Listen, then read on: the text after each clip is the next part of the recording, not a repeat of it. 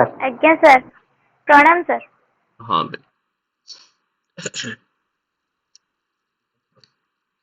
चला तो से जो पिले 4टा ना 5टा पिले प्रश्न थिला ताको टिके देखिदवा प्राय पिला तो करिचो मत आंसर पठेइ भी थिला पिले बहुत बढ़िया। तो एवढा सब प्रैक्टिस रो जिंस पिले ठीक अछि याको बारंबार ना तुमको प्रैक्टिस करिया को पड़िबो हैला। हो ठीक अछि ताको चलो पिले थरे खाली टिके आलोचना कर दबा तापर हम माने टिके शिक्षण अभिरुचि विषय पिले आज पढि दबा। आज होछि लास्ट क्लास पिले या पर उठो हम माने रैंडमली एमती पढिबानी तो सीरियली पिले पढिबा ठीक अछि। तो यही बोधे पिले प्रश्न थिला 3/9/1996 रे जदि गुरुवार ना नहीं अरे ये सब प्रश्न थिला तो पिले आज्ञा सर चलो फटाफट आज्ञा पिले सर करनो पिले 2-4 मिनिट लागिवो हैला। तो तमन तो करिचो बुझिचो भी किछि तो असुविधा नाही ताले पिला माने प्रथम नियम हिसाब रे तो पके पके जिबा पिले 3 हां तारीख पिले हे गला तापरे कोन पकेबा मंथ रो कोड पकेबा। तो कोड केते पिले सितंबर रो 6 6 तो 6 पकेबो हैला। तापरे पिले वर्ष पकेबो वर्ष केते 96 हैला। 96 96 भितरे पिला हमर आछि लीप ईयर पिले केतेटा आछि 24 24 हैला 24 चौक 96 प्लस तापरे वर्षर कोड होछि पिले केते 6 0 अच्छा 1900 मसिया पर पिले 0 ठीक ठीक 0 हैला। तो 0 हे जो पिले हमर शताब्दी रो कोड तो याकू सब को पिले हरिबो हमर केते 7 रे पिले हरिबो हैला। तो याकू सब मिसेले केते होछि पिले 6 3 9 96 9 पिले 105 105 रे 24 मिसले केते 129 नहीं कि 129 को पिले 7 रे हरिबो हरिले पिले भागस्य केते होछि 7 के 7 5 9 7 8 56 भागस्य पिले 3 होछि समस्तंकर तो ना नहीं आज्ञा सर 3 तले 3 जो भागशेष होछि तो 3 रा मान होछि पिले तो 3 रा मान होछि पिले को बार 0 1 2 3 शनि रवि सोम मंगलवार मंगलवार किंतु से पिले कोन करिछि मंगलवार पर पिले बुधवार तापर नहीं पिले से गुरुवार बुझला। तो एतिकी बाट पर्यंत से घुंचै तो से हिसाब रे हम एको मध्ये घुंचैबा पिले तले ये मध्ये पिले 3 हां सब सेम जिंस पडिबो पिले 6 हैला खाली जहा 96 जगह रे पिले केते पकेबा 99 प्लस एठी भी सही 24 ही पडिबो पिले 24 पडिबो ना नहीं 24 ही पडिबो आज्ञा सर 24 पड़ियो हां तापरे एटा मध्ये पिले 0 हे जिवो तापरे आकु तम माने पिले हरिबो 7 रे पिले हरिबो हैला। तले ये केते हे जिवो पिले सब मिसे मिसे कले प्राय तो सेम जिंस हबो खाली 3 अधिक हबो पिले 132 हबो ठीक अछि।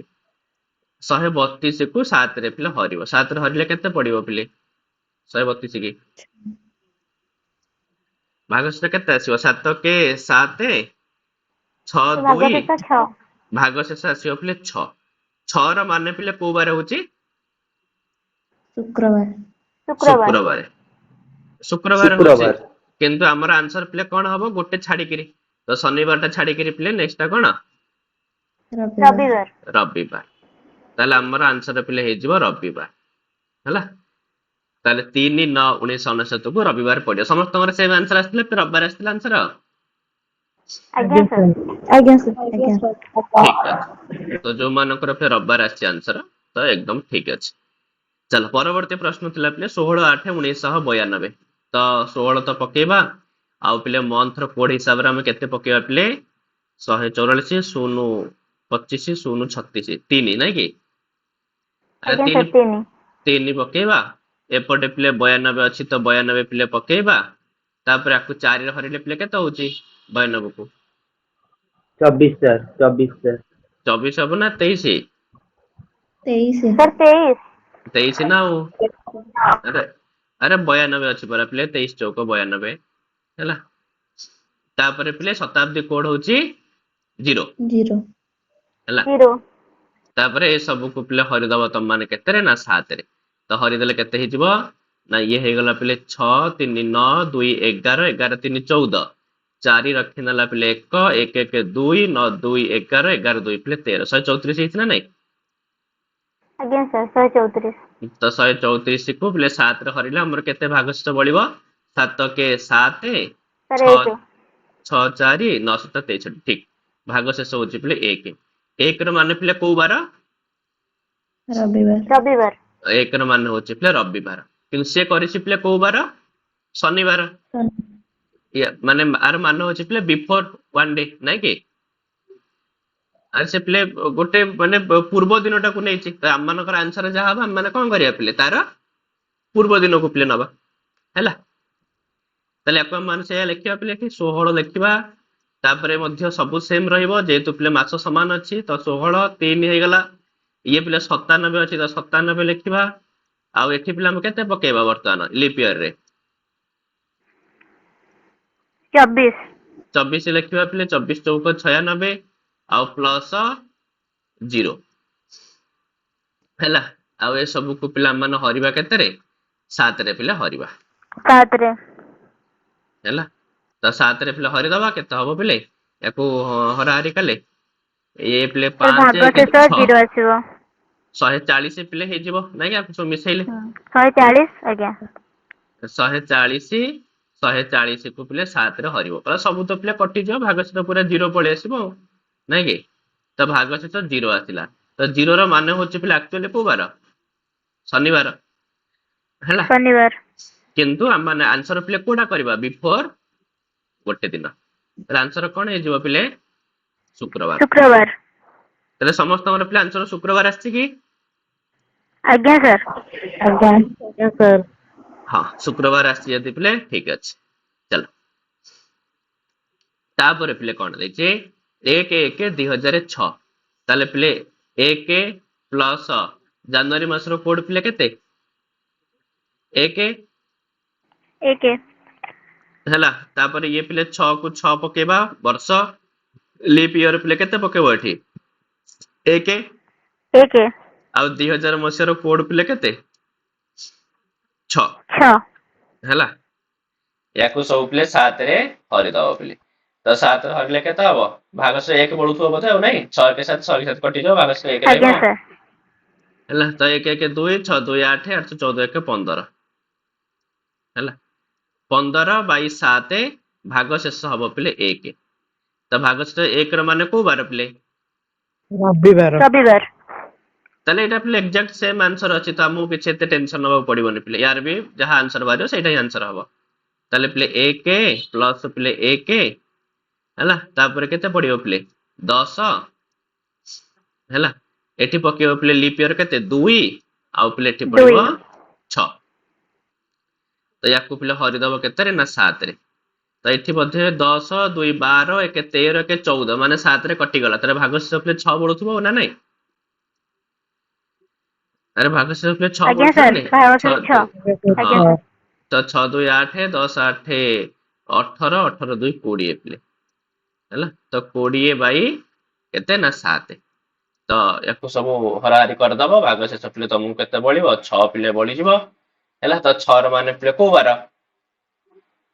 ଶୁକ୍ରବାର ଶୁକ୍ରବାର ଶୁକ୍ରବାର ତ ସମସ୍ତଙ୍କ ଆନ୍ସର ପିଲେ ଶୁକ୍ରବାର ବାହାରିଛି ଆଜ୍ଞା ସାର୍ ଆଜ୍ଞା ସାର୍ ହଁ ଯୋଉମାନଙ୍କର ଶୁକ୍ରବାର ବାହାରିଛି ତ ଠିକ ଅଛି ପିଲେ ହେଲା ତାପରେ ନେକ୍ସଟ ପ୍ରଶ୍ନ ତ 6 3 2005 ତାହେଲେ ପିଲେ 6 ଲେଖିବ ହେଲା ପିଲେ ତାପରେ ମାସର କୋଡ କେତେ 1 4 4 ହେଲେ 4 ନାଇଁ କି 144 ତାପରେ ପିଲେ ଆଜ୍ଞା ବର୍ଷ ସାର୍ ବର୍ଷ ହେଇଗଲା ପିଲେ 5 ଲିପ୍ ଇୟର ପିଲେ କେତେ ହବ ଏଠି 1 1 ଆଉ 2000 ମସିହାର କୋଡ ହେଲା ପିଲେ 6 6 ତାହେଲେ ୟାକୁ ସବୁ ମିଶେଇ ଦବ ପିଲେ କେତେରେ ନା ମିଶେଇ 7 ରେ ହରିବ ତ 6 1 7 ଗୋଟେ କଟିଯିବ ହଁ 6 4 10 5 15 15 ହେଲେ ପିଲେ 1 ଭାଗଶେଷ ବଢୁଥିବ ଭାଗଶେଷ କେତେ ବଢୁଛି ଆଜ୍ଞା ସାର୍ 1 ଭାଗଶେଷ 1 ବଢୁଛି ତ ଆଜ୍ଞା ସାର୍ ତମାନେ ଏଇଠି ବି ଧୀରେ ଧୀରେ କଟାକଟି କରିକି ପିଲେ କରିପାରିବ କିନ୍ତୁ ତମେ ନର୍ମାଲି ଯଦି ବି ନ ହଉଛି ତ ମିଶେଇକିରି କରିବ ହେଲା 6 4 10 5 15 15 1 16 16 6 22 ହେଲା 22 କୁ ପିଲେ 7 ରେ ହରିବ 7 ରେ 21 ଭାଗଶେଷ ବଢିବ ପିଲେ 1 1 ର ମାନ ହଉଛି ପିଲେ କୋଉ ବାର ରବିବାର ରବିବାର କିନ୍ତୁ ଆନ୍ସର ଦେଇଛି ସେ ସୋମବାର, ତ 1 ଅଧିକ କରି କହୁଛି। ହଁ ତ ଆମେ ବି ସେଇ ହିସାବରେ କରିବା ପିଲେ। ତାହେଲେ 6 ପ୍ଲସ ପିଲେ 3 ମାନେ ହଉଛି ସେଇ 4, ଯୋଉ ମାସର କୋଡ ପିଲେ 4 ହିଁ ହବ। ଆଉ ପିଲେ ଏଠି ଅଛି 4 ହଉଛି ପିଲେ ବର୍ଷ, ଆଉ ଲିପ୍ ଇୟର ପିଲେ କେତେ ହବ? ସେଇ 1 ପିଲେ ହବ। 1 ଆଉ ଏଠି ପିଲେ ବର୍ଷ ଯୋଉ ଶତାବ୍ଦୀ କୋଡ ମଧ୍ୟ ପିଲେ 6। 6 ୟାକୁ ତମ ମାନେ ପିଲେ 7 ରେ ହରିବ ହେଲା। ତ 6 1 7 କଟିଯିବ, 4 4 8 6 14, ଇଏ ବି କଟିଯିବ। ତାହେଲେ ଭାଗଶଃ ପିଲେ 0 ହିଁ ହଉଥିବ ନା ନାଇଁ? ଆଜ୍ଞା ସାର୍। ତାହେଲେ 6 4 10, 4 14, 14 1 15, 15 6 ପିଲେ 21 ହେଲା। ତ 21/7 ଭାଗ ଶେଷ ହଉଛି ପିଲେ 0 ହେଲା। ତ 0 ର ମାନେ ହଉଛି ପିଲେ କୋଉ ବାର ନା ଶନିବାର, କିନ୍ତୁ ଆମେ ପିଲେ ଆନ୍ସର କହିବା, ଶନିବାର। ଆମେ ଆନ୍ସର କୋଉ ବାର କହିବା? ରବିବାର। ରବିବାର ହେଲା। ତ ଆନ୍ସର ସମସ୍ତଙ୍କର ପିଲେ ରବିବାର ଆସିଛି। ଆଜ୍ଞା ସାର୍। ହଁ ତାହେଲେ ଯୋଉମାନଙ୍କର ପିଲେ ରବିବାର ଆସିଛି ଠିକ ଅଛି ହେଲା। ଚାଲ ତାପରେ ପିଲେ ଲାଷ୍ଟ ପ୍ରଶ୍ନ 8/2/2005। ତାହେଲେ ପିଲେ ତାରିଖ ହେଇଗଲା 8, ଆଉ ଇଏ ପିଲେ 2 ମାନେ ପିଲେ କେତେ ପଡିବ? ଆରେ 4 ନା ନାଇଁ, ମନ୍ଥ କୋଡ ପିଲେ 4, ଆଜ୍ଞା ସାର୍ 4 ଆଉ ଏଠି ବର୍ଷ ଅଛି ପିଲେ 5, ଆଉ ଲିପ୍ ଇୟର ପିଲେ କେତେ ଆସିବ? 1, ଆଉ ଶତାବ୍ଦୀର କୋଡ ପିଲେ କେତେ ନା 6। ତ ୟାକୁ ସବୁ ହରିବ ପିଲେ କେତେରେ ନା 7 ରେ ହେଲା। ତାହେଲେ ପିଲେ 6 1 7 କଟିବ, 8 4 12 5 17, 17 ମାନେ ପିଲେ ଭାଗଶଃ 3 ବଳିବ। ତ ସବୁ ମିଶିଲେ 3 ବଢୁଛି ନା ପିଲେ। 8 4 12, 12 5 17, 17 1 18, 18 6 24 ହେଲା। ତ 24 କୁ 7 ରେ ହରିବ, ତ ଭାଗଶଃ ପିଲେ କେତେ ବଳିବ? 3। 3 ତାହେଲେ 3 ବଳିଲେ ପିଲେ 3 ମାନେ କୋଉ କୋଉ ବାର ହଉଛି ପିଲେ? 0 1 2 ମଙ୍ଗଳବାର। 3 ମଙ୍ଗଳବାର। ତାହେଲେ ମଙ୍ଗଳବାର ଦେଇଛି ମଧ୍ୟ ମଙ୍ଗଳବାର ପିଲେ, ତାହେଲେ କିଛି ଅସୁବିଧା ନାହିଁ। ଯାହା ଆମର ଆନ୍ସର ବାହାରିବ ସେଇଟା ହିଁ ଆନ୍ସର ହବ। ତ କିନ୍ତୁ ଏଇଠି ପିଲେ ତମମାନେ କନଫ୍ୟୁଜନ ହେଇଯିବ, ଏଇଠି ତମମାନେ ପିଲେ ଟିକେ ଟିକେରେ ଭୁଲ କରିଦବ। କାହିଁକି ପିଲେ ଭୁଲ ହବ? କାହିଁକିନା 2004 ପିଲେ ଗୋଟେ ଲିପ୍ ଇୟର କି ନାଇଁ? ତାର ଫେବୃଆରୀ ମାସ। ହଁ ଫେବୃଆରୀ ମାସ ପିଲେ, ତ ସେଥିପାଇଁ କୋଡ କଣ ପଡିବ? 3। 3। 3 ପଡିବ। ହଁ ତ ଏଇ ଜାଗାରେ ଯୋଉମାନେ ଯଦି 4 ପକେଇ ଦେଇଥିବ ମନ୍ଥ କୋଡ, ତାହେଲେ ସେମାନଙ୍କର ଆନ୍ସର ପିଲେ ଭୁଲ ପଳେଇ ଆସିବ। ତ ଏଠି ତମକୁ ମନ୍ଥ କୋଡ ପିଲେ 3 ପକେଇବାକୁ ପଡିବ, ଯେହେତୁ ପିଲେ ଲିପ୍ ଇୟର ହଉଛି 2004 ମସିହାଟା, ଆଉ ବର୍ଷ ହଉଛି ପିଲେ ଏଠି 4 ହେଲା। ଆଉ ବାକି ଲିପ୍ ଇୟର ହଉଛି ପିଲେ 1, ଆଉ ବାକି ଯୋଉ ରହିଲା ଶତାବ୍ଦୀ କୋଡ ହଉଛି ପିଲେ କେତେ ନା 6। ତାପରେ ଆକୁ ସବୁ ହରିଦବ ପିଲେ 7 ରେ। ତାହେଲେ 7 ରେ ହରିଲେ କେତେ ହେଇଯିବ? 6 1 7 କଟିବ, 4 3 7 କଟିବ, ଭାଗଶେଷ ପିଲେ 1 ବଳିବ। 1 ବଢୁଛି ନା ନାଇଁ ଭାଗଶେଷ ପିଲେ? 8 3 11, 11 4 ଆଜ୍ଞା 15, ସାର୍। 15 15 1 16, 16 6 ପିଲେ 22 ହେଲା। ତ 22 କୁ ପିଲେ 7 ରେ ହରିବ, ହରିଲେ ତମର ଭାଗଶେଷ ବଳିବ ପିଲେ 1। 1 ର ମାନେ ପିଲେ କୋଉ ବାର? ରବିବାର। ରବିବାର। ତ ସମସ୍ତଙ୍କ ଆନ୍ସର ତ ରବିବାର ଆନ୍ସର ଆସିଛି କି? ଆଜ୍ଞା ସାର୍। ଆଜ୍ଞା ସାର୍। ହଁ ଯୋଉମାନଙ୍କର ପିଲା ରବିବାର ଆସିଛି ସେମାନଙ୍କର ଠିକ ଅଛି। କୁହ କାହାର କଣ ଡାଉଟ ରହିଲା ୟା ଭିତରେ?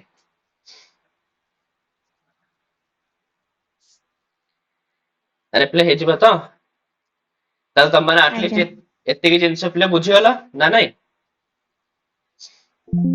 ଆରେ ଯଦି ଏତିକି ଜିନିଷ ବୁଝିଗଲ ନା, ତମମାନଙ୍କର କ୍ୟାଲେଣ୍ଡର ହେଇ ହିଁ ଗଲା ପିଲା, ଆଉ ଟେନସନ ନବାର କିଛି ନାହିଁ। ଠିକ ଅଛି, ପରୀକ୍ଷାରେ ତମେ କ୍ୟାଲେଣ୍ଡର ଗଣିତକୁ କରି ହିଁ ଦେଲ ବୋଲି ଭାବିକି ଚାଲ।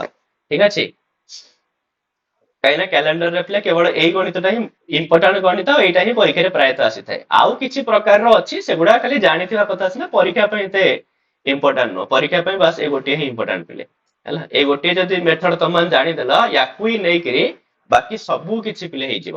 ବୁଝିହେଲା? ତ ପଢିବା, ତାକୁ ଧୀରେ ଧୀରେ ପଢିବା, ଅଭ୍ୟାସ କରିବା, କିନ୍ତୁ ଏଇଟା ମେନ୍ ଜିନିଷଟା ତ ହେଇଗଲା ହେଲା।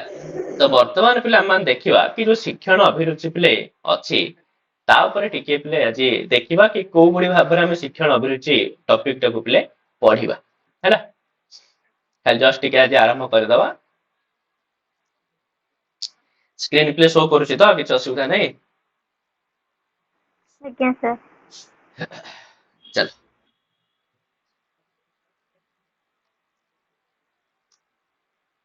ତ ଶିକ୍ଷଣ ଅଭିରୁଚି ମାନେ ହଉଛି ପିଲେ ଶିକ୍ଷଣ ପ୍ରତି ତୁମର ଅଭିରୁଚି କେମିତିକା। ଅଭିରୁଚିର ମାନେ ପିଲେ କଣ? ଇଣ୍ଟରେଷ୍ଟ। ଆର ଅଭିରୁଚି କି ପିଲେ ଇଣ୍ଟରେଷ୍ଟ ବୋଲି କୁହାଯାଏ ହେଲା। ତ ଶିକ୍ଷଣ ପ୍ରତି ଯୋଉ ଇଣ୍ଟରେଷ୍ଟ ଅଛି ତ ତାହା କେମିତି ଅଟେ? ଆଉ ତମାନଙ୍କର ସେଇ ଜିନିଷକୁ ହିଁ ମାନେ କଣ କରାଯାଏ ପିଲେ ପରୀକ୍ଷା କରାଯାଇଥାଏ। କାହିଁକି ନା ତମାନେ ତ ଏପର୍ଯ୍ୟନ୍ତ ପିଲେ ବିଏଡ୍ କରିନ, ବିଏଡ୍ କରିବା ପାଇଁ ଯାଉଛ, ମାନେ ସେଥିପାଇଁ ତୁମକୁ ଶିକ୍ଷଣ ବିଷୟରେ କେବଳ ଏତିକି ଧାରଣା ରହିବାର ଅଛି କି ତୁମର ଯୋଉ ଶିକ୍ଷଣ ପ୍ରତି ଏତେ ଇଣ୍ଟରେଷ୍ଟ ଅଛି, ଶିକ୍ଷା ବିଷୟରେ ଏତେ ଇଣ୍ଟରେଷ୍ଟ ଅଛି, ତ ପୂର୍ବରୁ ତୁମ ପାଖରେ କିଛି ସେଇ ରିଲେଟେଡ ପିଲେ ନଲେଜ ଅଛି କି ନାହିଁ, ସେଇ ଜିନିଷକୁ ପିଲେ ପରୀକ୍ଷା କରିବା ପାଇଁ ଶିକ୍ଷଣ ଅଭିରୁଚି ଟପିକ ପିଲେ ତମମାନଙ୍କର ଆଡ କରାଯାଇଛି। ଆଉ ଏଇଟା ଏଇ ଯୋଉ ଶିକ୍ଷଣ ଅଭିରୁଚି ପିଲେ ଏସବୁ ପ୍ରାୟତଃ ପ୍ରି ବିଏଡ୍ ଏଣ୍ଟ୍ରାନ୍ସ ଯୋଉ ଅଛି ପିଲେ ତା ପାଇଁ ପିଲେ ପ୍ରଯୁଜ୍ୟ। ଠିକ ଅଛି, ହଉ। ତ ଶିକ୍ଷଣ ଅଭିରୁଚିରେ ଆମେ ଯୋଉ ଆଜି ପ୍ରଥମ ଟପିକ ପିଲେ ଆଲୋଚନା କରିବା ତାହା ହଉଛି ପିଲେ ଶିକ୍ଷା। ଶିକ୍ଷା କଣ? କାହିଁକି ନା ଶିକ୍ଷଣ ଅଭିରୁଚିର ପିଲେ ମେନ୍ ଜିନିଷ ହିଁ କଣ? ଶିକ୍ଷା ମାନେ ଏଜୁକେସନ ନା ନାଇଁ? ତ ତାକୁ ହିଁ ପ୍ରଥମେ ଜାଣିବାର ଅଛି ପିଲେ କି ଏଜୁକେସନ କେମିତିକା ଜିନିଷ, ଏଜୁକେସନ କାହାକୁ କୁହାଯାଏ, କାହା ମତରେ ଏଜୁକେସନ ପିଲେ କଣ, ବୁଝିଲା, କିଏ ଏଜୁକେସନ ବିଷୟରେ କଣ କଣ ନିଜର ମତ ଦେଇଛନ୍ତି, ବୁଝିପାରୁଛି ପିଲେ। ବାସ୍ ଏଇ ଜିନିଷ ଦରକାର। ଏଇ ଜିନିଷ ତମମାନଙ୍କର ପିଲେ ହେଲ୍ପଫୁଲ ହବ କେତେବେଳେ ନା ଯେତେବେଳେ ତମମାନେ ପିଲେ ବିଏଡ୍ କରିବ ନା, ତମମାନଙ୍କର ଫାଷ୍ଟ ପେପର ହଉଛି ପିଲେ ଶିକ୍ଷା, ବୁଝିପାରୁଛି। ଯେତେବେଳେ ତମମାନେ ପିଲେ ବିଏଡ୍ କରିବ ତମମାନଙ୍କର ଫାଷ୍ଟ ପେପର ହଉଛି ପିଲେ ଶିକ୍ଷା। ତ ଏଇ ଜିନିଷ ତମର ପୁଣି ଯେତେବେଳେ ବିଏଡ୍ କରିବ ସେତେବେଳେ ପୁଣି ତମର କାମରେ ଆସିବ। ସେଥିପାଇଁ ଏଇଟା ପିଲେ ତମର ପୁରାପୁରି ଚାଲିବ ବୋଲି ଭାବିକି ଦେଖ ପିଲେ, ହେଲା। ତ ଏଥିରେ ମୁଁ ବଡ ସଂକ୍ଷେପରେ ଆଲୋଚନା କରିଛି, ଏତେ ବିସ୍ତୃତ ଭାବରେ କିଛି ଲେଖା ହେଇନି ପିଲେ। ଯେତିକି ତମ ପାଇଁ ଇମ୍ପୋର୍ଟାଣ୍ଟ ମୁଁ କେବଳ ସେତିକି ହିଁ ପିଲେ ଏଠି ମେନସନ କରିଛି। ଠିକ ଅଛି। ତ ପ୍ରଥମ ଜିନିଷ ପିଲେ ଶିକ୍ଷା, ଯାହାକୁ ପିଲେ ଆମେ ଇଂଲିଶରେ କଣ କହିଥାଉ? ଏଜୁକେସନ। ଏଜୁକେସନ। ଠିକ ଅଛି। ତ ପ୍ରଥମେ ଆମର ଯୋଉ ଏଜୁକେସନ ଶବ୍ଦ ପିଲା ଅଛି, ପ୍ରଥମେ ତାର ଅର୍ଥକୁ ପିଲେ ଦେଖିବା, ହେଲା। ତ ଏଜୁକେସନ ର ପିଲେ ଯେମିତି ଆମମାନଙ୍କର ସଂସ୍କୃତ ପଦର ପିଲେ ବ୍ୟୁତ୍ପତ୍ତି କରାଯାଏ ନା ପିଲେ ପ୍ରକୃତି ପ୍ରତ୍ୟୟ କରିକିରି, ସେମିତି ଆଉ କୁହାଯାଏ କି ପିଲେ ଯେମିତି ଏ ଦୁନିଆରେ ପିଲେ ଯେତେ ଭାଷା ଅଛି, ଦୁନିଆରେ ଯେତେ ଭାଷା ଅଛି ସେମାନେ ସାଧାରଣତଃ ପିଲେ ତିନିଟା ଭାଷାରୁ ପିଲେ ମାନେ କଣ ପିଲେ ବାହାରିଛନ୍ତି, ମାନେ ଗୋଟେ ସଂସ୍କୃତ, ଗୋଟେ ପିଲେ ଗ୍ରୀକ, ଆଉ ଗୋଟେ ହଉଛି ପିଲେ ଲାଟିନ। ଏଇ ତିନିଟା ଭାଷାରୁ ଦୁନିଆର ସବୁ ଭାଷା ପିଲେ ସୃଷ୍ଟି ହେଇଛନ୍ତି। ତ ସେଥିପାଇଁ ଇଂଲିଶର ପିଲେ ଦେଖିବା ଯେତେବେଳେ ପ୍ରାୟ ଶବ୍ଦ ଗୁଡାକୁ ସେମାନଙ୍କର ଲାଟିନ ଶବ୍ଦ ସାଙ୍ଗରେ ପିଲେ କଣ କରାଯାଏ, ପ୍ରଥମେ କମ୍ପେୟାର କରାଯାଇଥାଏ।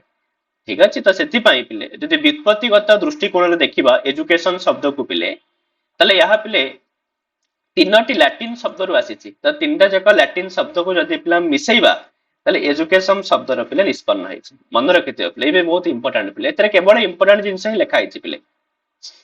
ଆଉ ସେ ଯୋଉ ତିନିଟା ପିଲେ ଲାଟିନ ଶବ୍ଦ କଣ କଣ ନା, ଗୋଟେ ହେଲା ପିଲେ ଏଜୁକେୟାର, ଗୋଟେ ହେଲା ପିଲେ ଏଜୁସିୟର, ଆଉ ଗୋଟେ ହେଲା ପିଲେ ଏଜୁକେଟମ, ବୁଝିଲା।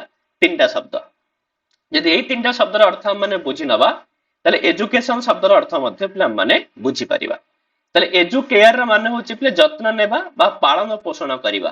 ତାହେଲେ ଏଜୁକେସନ ରେ କଣ କରାଯାଇଥାଏ ପିଲେ ନା, ଏଜୁକେସନ ଗୋଟେ ପିଲାର ଯତ୍ନ ନେଇଥାଏ, ଗୋଟେ ପିଲାକୁ ପିଲେ ପାଳନ ପୋଷଣ କରିଥାଏ, ମା ପରିକା ବାପା ପରିକା। ଇଏ ହଉଛି ପିଲେ ଏଜୁକେସନ। ଠିକ ଅଛି।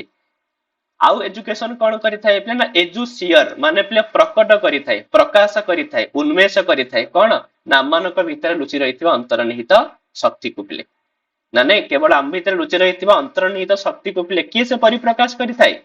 ଏଜୁକେସନ, ଶିକ୍ଷା, ହେଲା। ଆଉ ପିଲେ ଏଜୁକେଟମ କଣ କହୁଛି ନା, ଶିକ୍ଷା ଦାନ ଆଉ ପ୍ରଶିକ୍ଷଣ ସାଙ୍ଗରେ ସମ୍ବନ୍ଧିତ। ତ ଶିକ୍ଷାଟା ପିଲେ ଶିକ୍ଷା ଦାନ ରୁ ପିଲେ ଲାଭ ହେଇଥାଏ, ଆଉ ପ୍ରଶିକ୍ଷଣ ଦ୍ଵାରା ମଧ୍ୟ ଲାଭ ହେଇଥାଏ। ତ ଏଇ ଯୋଉ ତିନିଟା ଯାକ ଜିନିଷର ମନେ ରଖିବ ପିଲେ। ଏଜୁକେୟାର ର ମାନେ ହେଲା ପିଲେ ଯତ୍ନ ନେବା, ଏଜୁସିୟର ର ମାନେ ହଉଛି ପିଲେ ପ୍ରକଟ କରିବା, ଆଉ ଏଜୁକେଟମ ର ମାନେ ହଉଛି ପିଲେ କଣ,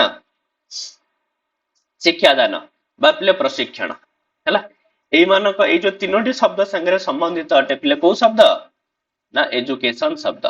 ଏଜୁକେସନ ଟା ପିଲେ ଲାଟିନ ଶବ୍ଦ ନୁହଁ, ଏଜୁକେସନ ଟା ପିଲେ କୋଉ ଶବ୍ଦ? ଇଂଲିଶ। ଇଂଲିଶ ଶବ୍ଦ। ଇଂଲିଶ। କିନ୍ତୁ ଏଇ ଯୋଉ ଏଜୁକେସନ ଶବ୍ଦଟା ପିଲେ ତିନିଟା ଲାଟିନ ଶବ୍ଦରୁ ପିଲେ ଆସିଅଛି, ହେଲା। ଏଜୁକେୟାର, ଏଜୁସିୟର ଆଉ ପିଲେ ଏଜୁକେଟମ। ଆଉ ଯଦି ପିଲା ଆମେ ଶିକ୍ଷାର ପିଲେ ଆମ ସଂସ୍କୃତ ହିସାବରେ ଦେଖିବା ତାହେଲେ ଗୋଟେ ଧାତୁ ଅଛି ପିଲେ ଶିକ୍ଷ୍ୟ ବିଦ୍ୟୋପାଦାନେ, ହେଲା। ଧାତୁ ହଉଛି ପିଲେ କଣ, ଆଉ ଆତ୍ମନେପଦୀ ଧାତୁ ପିଲେ, ଠିକ ଅଛି। ଶିକ୍ଷତେ, ଶିକ୍ଷେତେ, ଶିକ୍ଷ୍ୟନ୍ତେ ଏମିତି ରୂପ ହେଇଥାଏ ପିଲେ, ହେଲା। ତାହେଲେ ଶିକ୍ଷ୍ୟ ବିଦ୍ୟୋପାଦାନେ ମାନେ ବିଦ୍ୟାର ଉପାଦାନ ପିଲେ, କାହିଁକି ନା ବିଦ୍ୟା ପିଲେ ବହୁତ, ଆଉ ତା ଭିତରୁ ଶିକ୍ଷା ତାର ଜଷ୍ଟ ଗୋଟିଏ ଉପାଦାନ ପିଲେ, ବୁଝାଉଛି। ବିଦ୍ୟା ପିଲେ ବହୁତ, ଶିକ୍ଷା ଜଷ୍ଟ ତାର ଗୋଟେ ଉପାଦାନ, ତାର ଗୋଟେ ଅଙ୍ଗ ପିଲେ।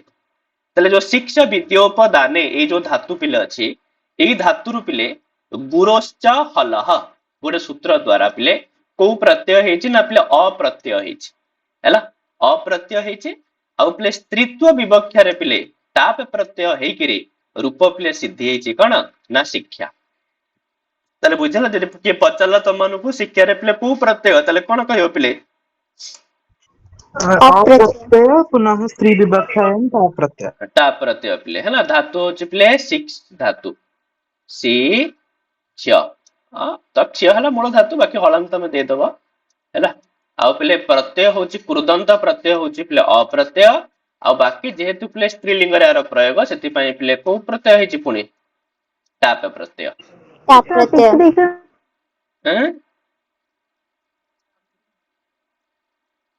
ହେଲା ଆଉ ଯୋଉ ଅପ୍ରତ୍ୟୟ ହେଇଛି ପିଲେ କୋଉ ସୂତ୍ରରେ ହେଇଛି ଗୁରୋଶ୍ଚ गुरु ପୁରଶ୍ଚ ହଳ ହଁ ଗୁରୋଶ୍ଚ ହଲହ ପିଲେ ସେ କହିବା କଥା କି ଏମିତିକା ଧାତୁ ଯୋଉ ଧାତୁ ପିଲେ ହଲନ୍ତ ହେଇଥିବ ଆଉ ଯୋଉ ଧାତୁ ଭିତରେ ଗୋଟେ ଗୁରୁ ବର୍ଣ୍ଣ ଥିବ କେବଳ ସେଇ ଧାତୁ ମାନଙ୍କ ପରେ ହିଁ ଅପ୍ରତ୍ୟୟ ହେଇପାରିବ ତ ସିକ୍ସ ଧାତୁର ଲାଷ୍ଟ ପିଲେ ବ୍ୟଞ୍ଜନ ବର୍ଣ୍ଣ ଅଛି ହଲ ପ୍ରତ୍ୟୟର ବର୍ଣ୍ଣ ଅଛି ଆଉ ସିକ୍ସ ଧାତୁରେ ପିଲେ ଗୋଟେ ଗୁରୁ ବର୍ଣ୍ଣ ବି ଅଛି କୋଉଟା ଗୁରୁ ବର୍ଣ୍ଣ ଆରେ ତାଲବ୍ୟସରେ ହର୍ଷଇକାର ସେଇଟା ହିଁ ଗୁରୁ ବର୍ଣ୍ଣ ସେଇଟା ଗୁରୁ ବର୍ଣ୍ଣ କି ନାଇଁ ତମେ କହିବ ହର୍ଷଇକାର ଆସିତେ କେମିତି ପୁଣି ଗୁରୁ ହେଲା ଆରେ ପରେ ସଂଯୁକ୍ତ ବର୍ଣ୍ଣ ଥିଲେ ତାର ପୂର୍ବ ବର୍ଣ୍ଣ କଣ ହୁଏ आज्ञा आज्ञा सर छंद ଆଜ୍ଞା नियम ସାର୍ ହଁ ତ ତାର ପୂର୍ବ ବର୍ଣ୍ଣ ଗୁରୁ ହୁଏ ଛନ୍ଦ ନିୟମ ଅନୁସାରେ ନୁହଁ ବ୍ୟାକରଣ ନିୟମ ହିସାବରେ ବି ସେଇଆ ହେଲା ସଂୟୋଗେ ଗୁରୁ ବୋଲି ସୂତ୍ର ଅଛି ଗୋଟେ ବୁଝିପାଇଲ ତ ସଂଯୋଗ ବର୍ଣ୍ଣ ପରେ ଥିଲେ ପୂର୍ବ ବର୍ଣ୍ଣ କଣ ହୁଏ ଗୁରୁ ବର୍ଣ୍ଣ ହେଇଥାଏ ଗୁରୁ ହେଇଯାଏ ହେଲା ଏଇଟା ବ୍ୟାକରଣର ବି ନିୟମ ଅଛି ଗୋଟେ ଠିକ ଅଛି ସଂଯୋଗେ ଗୁରୁହୁ ସୂତ୍ର ହଉଛି ସଂଯୋଗେ ଗୁରୁହୁ ଚାଲ ତାହେଲେ ଏଇଭଳି ଭାବରେ ପିଲା ଶିକ୍ଷା ରୂପ ପିଲା ସିଦ୍ଧି ହଉଛି ତ ବର୍ତ୍ତମାନ ପିଲା ଆମମାନେ ଖାଲି କଣ ଦେଖିବା ଏଗୁଡା ଖାଲି ମନେ ରଖିବା ଜିନିଷ ହେଲା ଏଥିରେ ଏତେ କିଛି ମାଇଣ୍ଡ ଖଟେଇବାର ନାହିଁ ପିଲେ ତ ବିଭିନ୍ନ ଶିକ୍ଷାବିତ ମାନଙ୍କ ମତରେ ପିଲେ ଶିକ୍ଷା କଣ ତା ଉପରେ ଚାଲ ପିଲା ଆମେ ଟିକେ ଦେଖିବା ପ୍ରଥମ କଥା ପିଲେ ଋକ୍ ବେଦରେ ଦେଖ ଏଥିରେ ତମକୁ ଯୋଉ ଡେଫିନିସନ ଦିଆଯାଇଛି ଜଷ୍ଟ ଓଡିଆରେ ଲେଖା ହେଇଛି ୟାକୁ ଯଦି ଆମେ ସଂସ୍କୃତ କରିଦେବା ପରୀକ୍ଷାରେ ପିଲେ ସଂସ୍କୃତରେ ପଚାରିବ ଠିକ ଅଛି କିଛି ଅସୁବିଧା ନାହିଁ ତମମାନଙ୍କୁ ପିଲେ ଆରାମସେ ବୁଝିପାରିବ ପିଲେ ଏଇ ୱାର୍ଡ ହିଁ ତମକୁ ପରୀକ୍ଷାରେ ଦେଖିବାକୁ ମିଳିବ ହେଲା ତ ମୁଁ ଯୋଉ ମାନଙ୍କର ପିଲେ ଇମ୍ପୋର୍ଟାଣ୍ଟ କହିବି ସେଗୁଡାକ ତମମାନେ ବିଶେଷ କରି ମନେ ରଖିବ ବାକି ସବୁ ଗୁଡାକ କିନ୍ତୁ ପଢିଥିବ ଟିକେ ଟିକେ ତେବେ ପିଲେ ଋକ୍ ବେଦରେ କୁହାଯାଇଛି ପିଲେ ଶିକ୍ଷା କଣ ନା ଶିକ୍ଷା ହଉଛି ପିଲେ ମଣିଷକୁ ଆତ୍ମବିଶ୍ୱାସୀ ଆଉ ଆତ୍ମନିର୍ଭରଶୀଳ ଏବଂ ନିସ୍ୱାର୍ଥପର ହେବାରେ ସହାୟକ ହୋଇଥାଏ ହେଲା ତ ମଣିଷକୁ ପିଲେ ଆତ୍ମବିଶ୍ୱାସୀ କରିଥାଏ ଠିକ ଅଛି ସେଲ୍ଫ କନଫିଡେଣ୍ଟ ଆଣିଥାଏ ତାପରେ ପିଲେ ଆତ୍ମନିର୍ଭରଶୀଳ କରିଥାଏ ଠିକ ଅଛି ସେଲ୍ଫ ରିଲିଆନ୍ସ ଆଉ ତା ସହିତ ପିଲେ ନିସ୍ୱାର୍ଥପର କରିଥାଏ ପିଲେ କାହାକୁ ମଣିଷକୁ ପିଲେ ଆଉ ପିଲେ ଉପନିଷଦ କଣ କୁହେ ନା ଶିକ୍ଷା ଏପରି ଏକ ମାଧ୍ୟମ ଯାହା ପିଲେ ମଣିଷକୁ ମୁକ୍ତି ପଥର ମାର୍ଗ ପ୍ରଦର୍ଶନ କରାଇବା ସହ ପିଲେ ନିର୍ବାଣ ପ୍ରାପ୍ତିରେ ମଧ୍ୟ ସହାୟକ ହେଇଥାଏ ନିର୍ବାଣ ମାନେ କଣ मुख्य ମୋକ୍ଷ ତ ମୋକ୍ଷ ପ୍ରାପ୍ତିରେ ମଧ୍ୟ ପିଲେ ସାହାଯ୍ୟ କରିଥାଏ ଠିକ ଅଛି କୌଟୁଲ୍ୟ ପିଲେ କଣ କହନ୍ତି ନା ଶିକ୍ଷା ମଣିଷକୁ ଦେଶପ୍ରେମୀ ତଥା ସୁନାଗରିକ ରୂପେ ଗଠନ କରିବାରେ ସାହାଯ୍ୟ କରିଥାଏ ଏଇଟା ଗୋଟେ ଇମ୍ପୋର୍ଟାଣ୍ଟ ମନେ ରଖିବ କୌଟିଲ୍ୟଙ୍କର ମତରେ ପିଲେ ଶିକ୍ଷା କଣ ନା ଶିକ୍ଷା ହଉଛି ସେଇ ଜିନିଷ ନା ଯିଏ ମଣିଷକୁ ଦେଶପ୍ରେମୀ କରିପାରେ ଯିଏ ମଣିଷକୁ ଗୋଟେ ସୁନାଗରିକ କରିପାରେ ତାକୁ ହିଁ ପ୍ରକୃତ ଶିକ୍ଷା କୁହାଯାଏ ଆଉ ଶଙ୍କରାଚାର୍ଯ୍ୟ ଇଏ ବି ପିଲେ ବହୁତ ଇମ୍ପୋର୍ଟାଣ୍ଟ ହେଲା ଆତ୍ମ ସାକ୍ଷାତକାର ହିଁ ଶିକ୍ଷା ଶଙ୍କରାଚାର୍ଯ୍ୟ କୁହନ୍ତି ଆତ୍ମ ସାକ୍ଷାତକାର କରିନେବା ହିଁ ଶିକ୍ଷା ତ ଯୋଉ ଲୋକ ଆତ୍ମ ସାକ୍ଷାତ କରିନଉଛି ୟାର ମାନେ କି ତାର ଶିକ୍ଷା ପୂର୍ଣ୍ଣାଙ୍ଗ ହେଲା ଆତ୍ମ ସାକ୍ଷାତକାର ମାନେ ପିଲେ କଣ ନିଜେ ନିଜକୁ ଜାଣିନେବା ପିଲେ ଆଉ ନିଜର ଅସ୍ତିତ୍ୱ କଣ ଠିକ ଅଛି ଜାଣିନେବା ହିଁ ପ୍ରକୃତ ଶିକ୍ଷା ପିଲେ ଆଉ ପିଲେ ଗୁରୁ ନାନକ କଣ କୁହନ୍ତି ନା ଶିକ୍ଷା ହଉଛି ପିଲା ଆତ୍ମ ଉପଲବ୍ଧି ଆଉ ମାନବର ସେବା ନିମିତ୍ତ ଉଦ୍ଦିଷ୍ଟ ତ ଶିକ୍ଷା ହଉଛି ସେ ଜିନିଷ ଯିଏ ପିଲା ଆତ୍ମ ଉପଲବ୍ଧି କରେଇଥାଏ ଆଉ ମଣିଷର ସେବା କରିବା ପାଇଁ ଯିଏ ପ୍ରେରିତ କରିଥାଏ ତାକୁ ହିଁ ଶିକ୍ଷା ବୋଲି କୁହାଯାଏ ଆଉ ସ୍ୱାମୀ ଦୟାନନ୍ଦ ସରସ୍ୱତୀ ୟାଙ୍କର ମଧ୍ୟ ବହୁତ ଇମ୍ପୋର୍ଟାଣ୍ଟ ପିଲେ ଶିକ୍ଷା ଚରିତ୍ର ଗଠନ ଠିକ ଅଛି ତ ଶିକ୍ଷା ପିଲେ ଚରିତ୍ର ଗଠନ ଓ ନୀତିନିଷ୍ଠ ଜୀବନ ଯାପନର ଏକ ପ୍ରକୃଷ୍ଟ ମାଧ୍ୟମ ଅଟେ ଠିକ ଅଛି ତ ଶିକ୍ଷା ପିଲେ ଚରିତ୍ର ଗଠନ ଆଉ ଗୋଟେ ନୀତିପୂର୍ଣ୍ଣ ଜୀବନ ଯାପନର ସବୁଠୁ ବେଷ୍ଟ ମିଡିୟମ ଅଟେ ପିଲେ ମାଧ୍ୟମ ଅଟେ ହେଲା ଆଉ ସ୍ୱାମୀ ବିବେକାନନ୍ଦ କଣ କୁହନ୍ତି ୟାଙ୍କର ବହୁତ ଇମ୍ପୋର୍ଟାଣ୍ଟ ପିଲେ ଠିକ ଅଛି ଶିକ୍ଷା ହଉଛି ଦୈବୀ ଶକ୍ତିର ପରିପୂର୍ଣ୍ଣ ପ୍ରକାଶ। ଦୈବୀ ଶକ୍ତି ମାନେ ଆମ ଭିତରେ ରହିଥିବା ପିଲେ ଅନ୍ତର୍ନିହିତ ଶକ୍ତି, ତ ତାର ପରିପୂର୍ଣ୍ଣ ପ୍ରକାଶ ହିଁ ହଉଛି ଶିକ୍ଷା। ଆଉ ଶିକ୍ଷା ହିଁ ପିଲେ ଚରିତ୍ର ଗଠନର ଏକମାତ୍ର ପ୍ରକୃଷ୍ଟ ମାଧ୍ୟମ।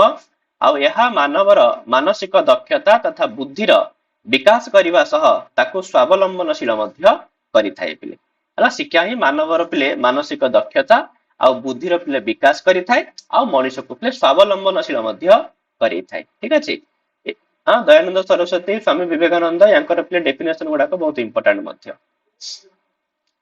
ସେମିତିଆ ପିଲେ ରବୀନ୍ଦ୍ରନାଥ ଟାଗୋର ଇଏ ମଧ୍ୟ କହିଥିଲେ, ତାହା ହିଁ ଶିକ୍ଷା ଯାହା ମନୁଷ୍ୟକୁ ଚରମ ସତ୍ୟ ଉପଲବ୍ଧି କରିବା ନିମନ୍ତେ ପ୍ରେରଣା ପ୍ରଦାନ କରିଥାଏ। ପ୍ରକୃତରେ ବାସ୍ତବରେ ଯାହା ସତ୍ୟ, ତ ସେଇ ସତ୍ୟକୁ ପିଲେ ଉପଲବ୍ଧି କରିବା ପାଇଁ ଯିଏ ଆମକୁ ପ୍ରେରିତ କରିଥାଏ, ମୋଟିଭେଟ କରିଥାଏ, ତ ସିଏ ହିଁ ହଉଛି କଣ ପ୍ରକୃତରେ ଶିକ୍ଷା। ଆଉ ଶ୍ରୀ ଅରବିନ୍ଦ ୟାଙ୍କ ମତରେ ପିଲେ ଶିକ୍ଷା ହଉଛି ଆତ୍ମବିକାଶରେ ସାହାଯ୍ୟ କରିଥାଏ। ତ ଆତ୍ମବିକାଶ ମାନେ ନିଜର ପିଲେ ବ୍ୟକ୍ତିତ୍ୱର ବିକାଶରେ ସାହାଯ୍ୟ କରିଥାଏ କିଏ ସେ, ନା ଶିକ୍ଷା। ମହାତ୍ମା ଗାନ୍ଧୀ, ମହାତ୍ମା ଗାନ୍ଧୀଙ୍କର ମଧ୍ୟ ବହୁତ ଫେମସ ଡେଫିନେସନ ପିଲେ ମହାତ୍ମା ଗାନ୍ଧୀଙ୍କ ମତରେ ମାନେ ସର୍ବାଙ୍ଗୀନ ବିକାଶ ହିଁ ଶିକ୍ଷା। ଠିକ ଅଛି। ଶିକ୍ଷା କହିଲେ ଶିଶୁ ଓ ମଣିଷ ମଧ୍ୟରେ ଥିବା ଶରୀର, ମନ, ଆତ୍ମାର ପିଲେ ସର୍ବୋନ୍ମୁଖୀ ଆଉ ସର୍ବୋତ୍କୃଷ୍ଟ ପରିପ୍ରକାଶକୁ ବୁଝାଏ। ମଣିଷର ଶାରୀରିକ ବିକାଶ, ମାନସିକ ବିକାଶ, ଆତ୍ମିକ ବିକାଶ, ସବୁ ପ୍ରକାରର ବିକାଶ ହିଁ ଶିକ୍ଷା ଅଟେ। ଏକଥା କିଏ କହିଥିଲେ ପିଲେ? ମହାତ୍ମା ଗାନ୍ଧୀ କହିଥିଲେ। ଠିକ ଅଛି। ତା ସହିତ ପିଲେ ବିଶ୍ୱବିଦ୍ୟାଳୟ ଶିକ୍ଷା ଆୟୋଗ ଯୋଉ ଗଠନ ହେଇଥିଲା ପିଲେ 1948ରେ, ତ ବିଶ୍ୱବିଦ୍ୟାଳୟ ଶିକ୍ଷା ଆୟୋଗ କହୁଥିଲା କି ଶିକ୍ଷା ହିଁ ଆତ୍ମିକ ଜୀବନର ଅୟମାରମ୍ଭ, ସତ୍ୟାନୁସନ୍ଧାନ ନିମିତ୍ତ ମାନବ ଆତ୍ମାର ପ୍ରଶିକ୍ଷଣ ଓ ସଦ୍ଗୁଣର ଅଭ୍ୟାସକରଣ। ତ ଶିକ୍ଷା ହଉଛି ଗୋଟେ ମଣିଷର ଯୋଉ ଆତ୍ମିକ ଜୀବନ ରହିଛି, ତାର ବାସ୍ତବିକ ଜୀବନ ରହିଛି, ତାର ଅୟମାରମ୍ଭ। ଯେପର୍ଯ୍ୟନ୍ତ ଗୋଟେ ଲୋକ ଶିକ୍ଷା ପାଇନି, ସେ ପର୍ଯ୍ୟନ୍ତ ତାର ଜୀବନର କେବେ ଆରମ୍ଭ ହେଇପାରିବ ନାହିଁ। ଆଉ ସତ୍ୟକୁ ଅନୁସନ୍ଧାନ କରିବା ପାଇଁ ମାନବ ଆତ୍ମାକୁ ପିଲେ ପ୍ରଶିକ୍ଷଣ ଦେଇଥାଏ, ଆଉ ସଦଗୁଣର ବାରମ୍ବାର ଅଭ୍ୟାସ କରେଇଥାଏ କିଏ ସେ, ନା ଶିକ୍ଷା। ହେଲା, ତ ଏମାନଙ୍କର ଏତେ ଇମ୍ପୋର୍ଟାଣ୍ଟ ନାହିଁ ପିଲେ। ଠିକ ଅଛି। ଆଉ ସେମିତି କୋଠାରୀ ଆୟୋଗ ହେଲା 1964ରୁ 66 ଯୋଉ ହେଇଥିଲା, ଯାହାକୁ ମାଧ୍ୟମିକ ଶିକ୍ଷା ଆୟୋଗ ବି କୁହାଯାଏ। ତ ଇଏ କହୁଥିଲା ପିଲେ ଶିକ୍ଷା ହଉଛି ମାନବର ଆଶା, ଆକାଂକ୍ଷା ଓ ଆବଶ୍ୟକତାକୁ ପୂରଣ କରିବା ସହ ସମସ୍ତ ପ୍ରକାରର ପିଲେ ସାମାଜିକ, ଅର୍ଥନୈତିକ ଓ ସାଂସ୍କୃତିକ ପରିବର୍ତ୍ତନ ନିମନ୍ତେ କ୍ଷେତ୍ର ମଧ୍ୟ ପ୍ରସ୍ତୁତ କରେଇଥାଏ। ହେଲା ଶିକ୍ଷା। ତ ଏକଥା ପିଲେ କାହାଙ୍କର ମତରେ, ନା କୋଠାରୀ ଆୟୋଗର ମତରେ। ୟା ସହିତ ପିଲେ ଆଉ କିଛି ପାଶ୍ଚାତ୍ୟ ଶିକ୍ଷାବିତ ମାନେ ଅଛନ୍ତି, ସେମାନେ ମଧ୍ୟ ପିଲେ ଶିକ୍ଷା ଉପରେ ନିଜର କିଛି ନା କିଛି ମତ ପିଲେ ଦେଇଛନ୍ତି। ଆଉ ସବୁଠୁ ପୁରୁଣା ଆଉ ସବୁଠୁ ପିଲେ ପ୍ରାଚୀନ ଶିକ୍ଷାବିତ ଆଉ ଦାର୍ଶନିକ ହଉଛନ୍ତି ପିଲେ ପ୍ଲେଟୋ। ୟାଙ୍କର ନାଁ ତମ ମାନେ ବହୁତ ଥର ଶୁଣିଥିବ ବୋଧେ। ଆରେ ଶୁଣିଛ କି ନାଇଁ ପିଲେ ପ୍ଲେଟୋଙ୍କର ନାଁ? ଆଜ୍ଞା ସାର୍। ଠିକ ଅଛି। ବହୁତ ପ୍ରାଚୀନ ଦାର୍ଶନିକ ପିଲେ। ଠିକ ଅଛି। ତ ପ୍ଲେଟୋ କୁହନ୍ତି ପିଲେ ଠିକ ସମୟରେ ଆନନ୍ଦ ଓ ବିଷାଦ ଅନୁଭବ କରିବାର କ୍ଷମତାକୁ ଶିକ୍ଷା କୁହାଯାଏ। ଯୋଉ ଲୋକ ଆନନ୍ଦ ଆଉ ବିଷାଦକୁ ଠିକ ସମୟରେ ଅନୁଭବ କରିପାରୁଛି। ଆରେ ଗୋଟେ ଆନନ୍ଦର ମାହୋଲ ଅଛି, ସେ ସମୟରେ ଜଣେ ମନ ଦୁଃଖରେ ବସିଥିବ ନା ନାଇଁ, ୟାର ମାନେ ସେ ପ୍ରକୃତର ଜିନିଷ ହିଁ କଣ ଜାଣିନାହିଁ। ତ ଯୋଉ ଲୋକ ଆନନ୍ଦ ଆଉ ବିଷାଦକୁ ଅନୁଭବ କରିପାରୁଛି ଯୋଉ ସମୟରେ ଯାହା କରିବା କଥା, ୟାର ମାନେ ସେ ଶିକ୍ଷିତ, ୟାର ମାନେ ତା ପାଖରେ ଶିକ୍ଷା ଅଛି। ଆରିଷ୍ଟୋଟଲ କୁହନ୍ତି, ଇଏ ମଧ୍ୟ ପିଲେ ବହୁତ ଫେମସ, ଏକ ସୁସ୍ଥ ଶରୀର, ଆଙ୍କର ଡେଫିନେସନ ମଧ୍ୟ ବହୁତ ଇମ୍ପୋର୍ଟାଣ୍ଟ ପିଲେ ହେଲା, ବହୁତ ଥର ପରୀକ୍ଷାରେ ପଚାରିଥାଏ। ହେଲା, ସୁସ୍ଥ ଶରୀର ସହ ଏକ ସୁସ୍ଥ ମନ ସୃଷ୍ଟି କରିବା ହିଁ ଶିକ୍ଷା। ତ ଜଣଙ୍କର ମାନେ ୟାର ମତଲବ ହଉଛି କି ଜଣେ ଶାରୀରିକ ବିକାଶ ଆଉ ମାନସିକ ବିକାଶ ଠିକ ଭାବରେ ହବା ହିଁ ଶିକ୍ଷା ପିଲେ। ଠିକ ଅଛି। ଖାଲି ସୁସ୍ଥ ଶରୀର ହେଲେ ତାହା ଶିକ୍ଷା ହେଇଯିବନି, କି ଗୋଟେ ସୁସ୍ଥ ମନ ହେଇଗଲେ ତାହା ଶିକ୍ଷା ହେଇଯିବନି। ଶିକ୍ଷାର ମାନେ ପିଲା ଉଭୟ କଣ କଣ ସୁସ୍ଥ ରହିବାର ଅଛି, ଶରୀର ଆଉ ମନ। ଠିକ ଅଛି। ମନ ବହୁତ ଇମ୍ପୋର୍ଟାଣ୍ଟ ଡେଫିନେସନ ପିଲା, ବହୁତ ଥର ଏକ୍ସାମ ରେ ପଚାରିଥାଏ। ଠିକ ଅଛି। ସ୍ୱସ୍ଥେ ଶରୀରେ ସ୍ୱସ୍ଥମ ମନଃ ଏବ ଶିକ୍ଷା ଇତି କେନ ଉକ୍ତମ। ତାହେଲେ କଣ କହିବା ପିଲେ? ଆରିଷ୍ଟଟଲ ମହୋଦୟ।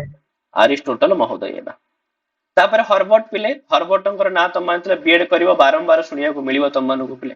ଠିକ ଅଛି। ଲେସନ ପ୍ଲାନ ରେ ଆଙ୍କର ବହୁତ ବଡ ଭୂମିକା ରହିଛି।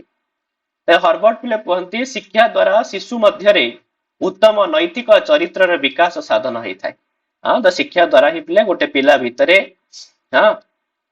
ଉତ୍ତମ ନୈତିକ ଚରିତ୍ରର ପିଲେ ବିକାଶ ସାଧନ ଦେଖିବାକୁ ମିଳିଥାଏ।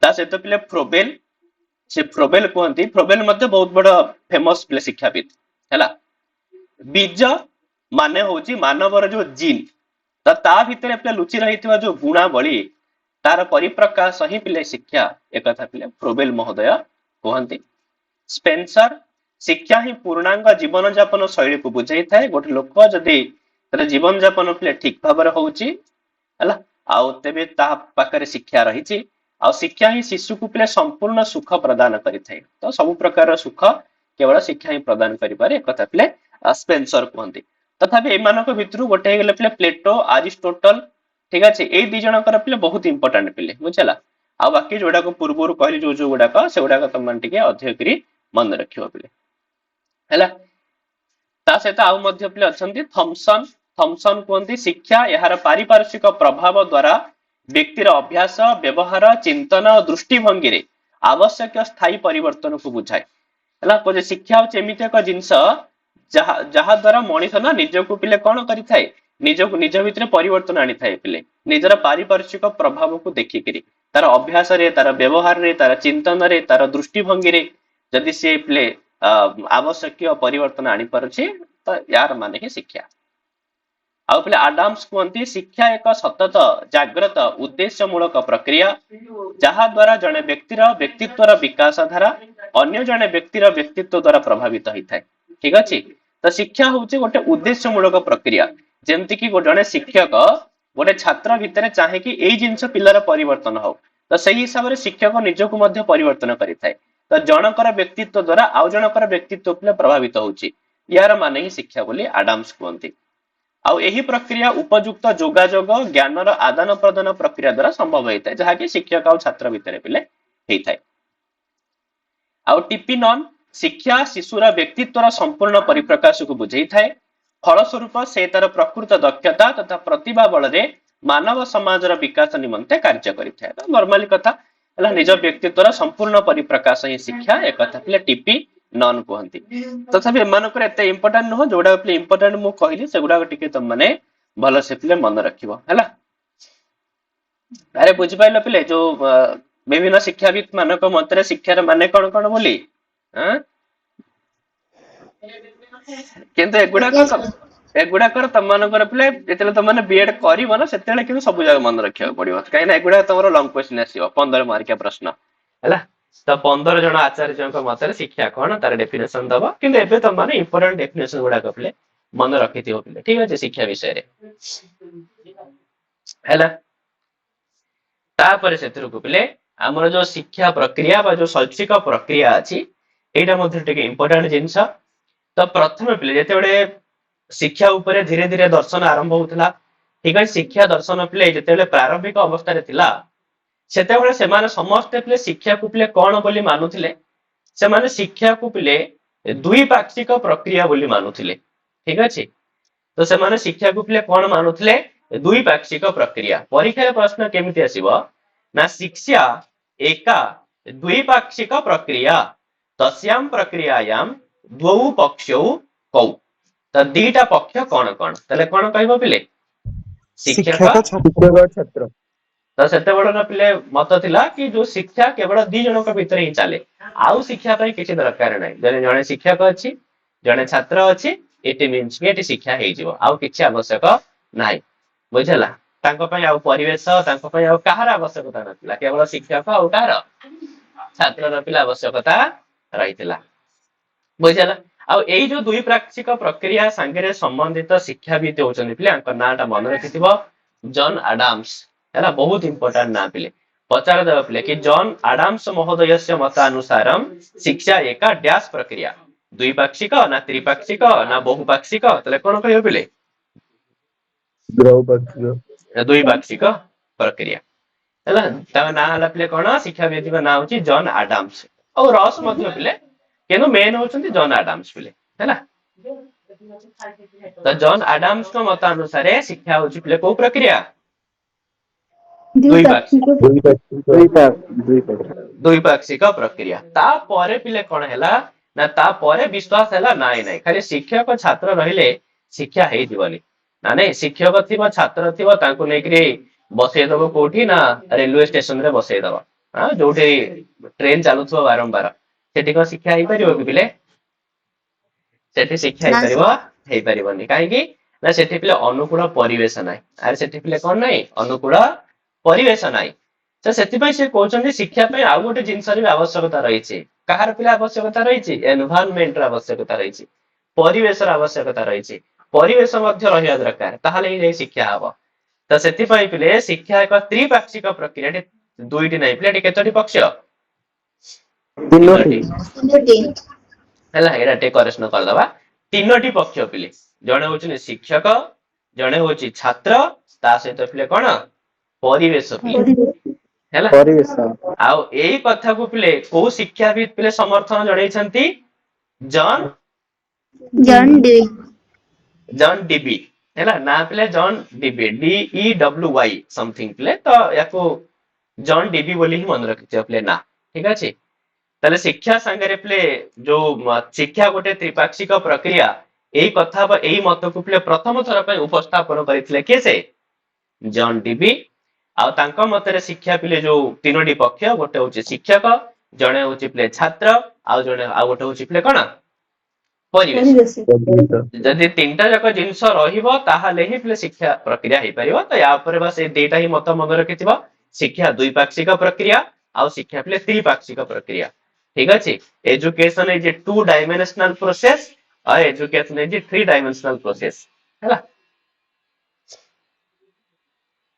तापर सेतरको जो शिक्षा रहिछि त आमे एक्चुअली प्ले वर्तमान परिप्रेक्ष्य रे शिक्षा कहले प्ले कोन बुझुछु ना हम जते बेले प्ले प्रथम क्लास रु आरंभ करूछे त आजि काल तो प्रथम क्लास नो आजि काल प्ले शिक्षा आरंभ होछि आमान कर प्ले को इयरु 3 वर्ष रु आरंभ होछि शिक्षा प्ले माने प्ले स्कूल रु अरे वर्तमान शिक्षा प्ले स्कूल रू आरंभ होछि ना नहीं आज्ञा सर हैला प्ले स्कूल रू प्ले आरंभ होछि छोट छोट पिला मान सब जाउछन्ती पिला हमर सब कोन किछि पिला अंगनवाड़ी जाउछन्ती हां बाल वाटिका बोली जाउ कहउछि त सेइठु पिले से माने पढुछन्ती को पर्यंत के पिले पीजी पर्यंत पढिला के पिले पीएचडी पर्यंत पढिला ना नहीं त हाईएस्ट पिले पीएचडी पर्यंत पिले जाउछन्ती अरे सेति पर्यंत पढुछन्ती ना पिले हो ना नहीं तापर आ के पढुछि सेतिकी पर्यंत पिले कि जने पाठ पढुछि त माने शिक्षा कहले वर्तमान एया ही बुझुचे पिले कि कोन से एक शिक्षा अनुष्ठान रे किछु गोटे समय अवधि रे हम माने जहां भी किछि पिले शिखुचे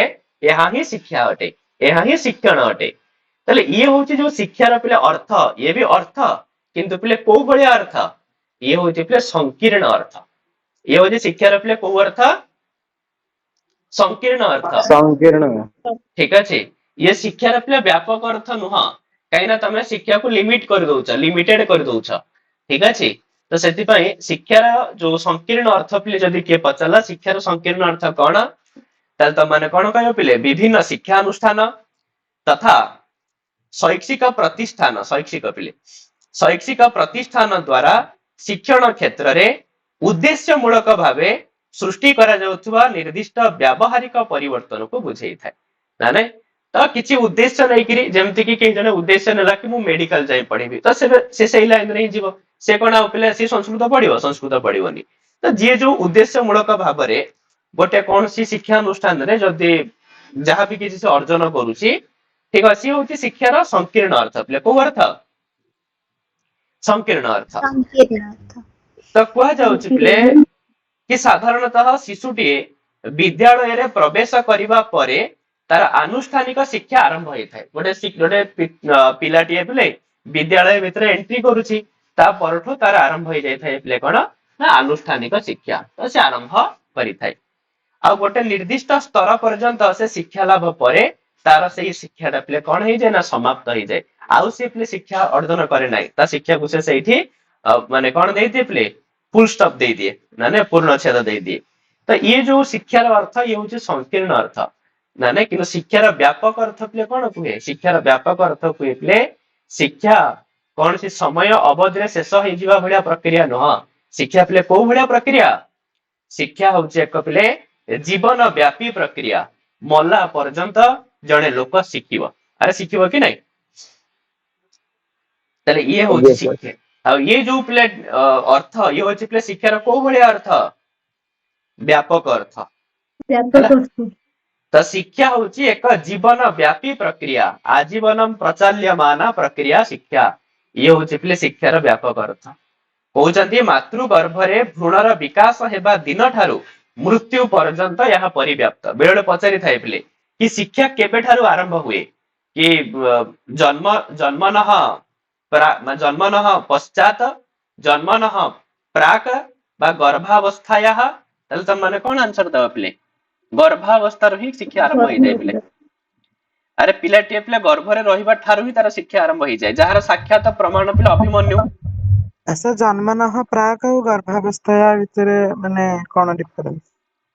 ନାଇଁ ସେଇ ଏକା ହିଁ ଜିନିଷ ଠିକ ଅଛି ମୁଁ ଖାଲି ଜଷ୍ଟ କହିଦେଲି ସେମିତିକା ହେଲା ସାର୍ ତ ସେଥିପାଇଁ ଜନ୍ମର ପୂର୍ବରୁ ପିଲେ ଶିକ୍ଷା ଆରମ୍ଭ ହେଇଯାଏ ଯାହାର ପିଲା ଗୋଟେ ପ୍ରସିଦ୍ଧ ଉଦାହରଣ କୋଉଟା ଅଭିମନ୍ୟୁର କଥା ନା ନାଇଁ ଆରେ ଅଭିମନ୍ୟୁ ପିଲେ ଯେତେବେଳେ ମାତୃ ଗର୍ଭରେ ଥିଲେ ତ ସେବେଠାରୁ ସେ ଶିଖିଥିଲେ ନା କଣ ଶିଖିଥିଲେ ପିଲେ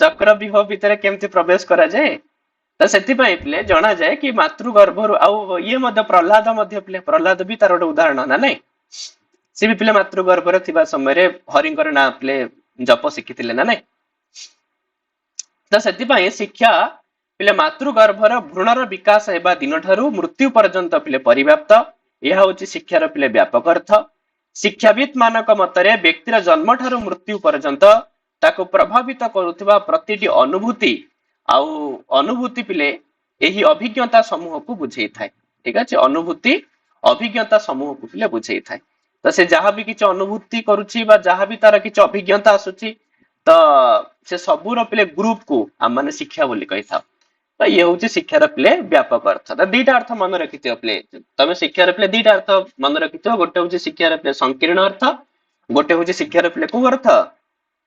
ବ୍ୟାପକ ଅର୍ଥ ହେଲା ତ ବାସ୍ ଏତିକି ହିଁ ଜିନିଷ ତମମାନେ ପିଲେ ଶିକ୍ଷା ଉପରେ ମନେ ରଖିବ ତ ତମମାନଙ୍କର ସାଧାରଣ ପରିଚୟ ତୁମମାନେ ପାଇଗଲ ଶିକ୍ଷା ଉପରେ କଣ କଣ ବୋଲି ହେଲା ତାପରେ ପୁଣି ତମମାନଙ୍କର ନେକ୍ସଟ ଯାହା ଯାହା ଆସିବ ପଢିବା କିନ୍ତୁ ଆମମାନେ ସୋମବାର ଠାରୁ ପିଲେ ହେଲା ସଣ୍ଡେ ଦିନ ସବୁ ସଣ୍ଡେ ପିଲେ ଛୁଟି ରହିବ କ୍ଲାସ ହେଲା ସୋମବାର ଠାରୁ ଆମେ ମାନେ କିନ୍ତୁ ସଣ୍ଡେ ଦିନ ମକ୍ ଟେଷ୍ଟ କରାଯିବ ପିଲେ ଏବେ ତ ଆମର କିଛି ପଢା ହେଇନି ବୋଲି ମକ୍ ଟେଷ୍ଟ ହଉନି କିନ୍ତୁ ବାକି ପ୍ରତି ସଣ୍ଡେରେ ପିଲେ କଣ କରାଯିବ ମକ୍ ଟେଷ୍ଟ ପିଲେ ଦିଆଯିବ ହେଲା ଯାହା ବି କିଛି ପଢା ହେଇଥିବ ସେ ସବୁ ଉପରେ ତମକୁ କ୍ୱେଶ୍ଚିନ୍ ଆନ୍ସର ପିଲେ ଦିଆଯିବ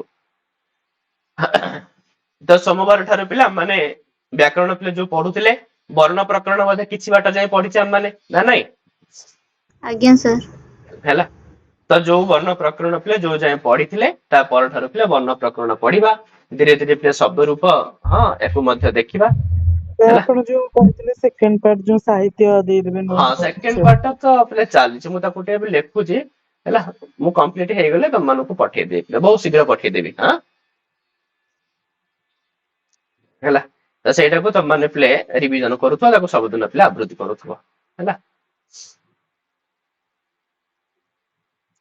ହଉ ପିଲେ ଠିକ ଅଛି ପୁଣି ଆମେ ନେକ୍ସଟ ପିଲେ ସୋମବାର ଦିନ ଦେଖିବା ସେଇ ମର୍ଣ୍ଣିଂ ଟାଇମ ରେ ହିଁ ଦେଖିବା ପିଲେ ସକାଳେ ହିଁ ଦେଖିବା ଠିକ ଅଛି ହଁ ପିଲେ प्रणाम सर ହଁ प्रणाम सर प्रणाम सर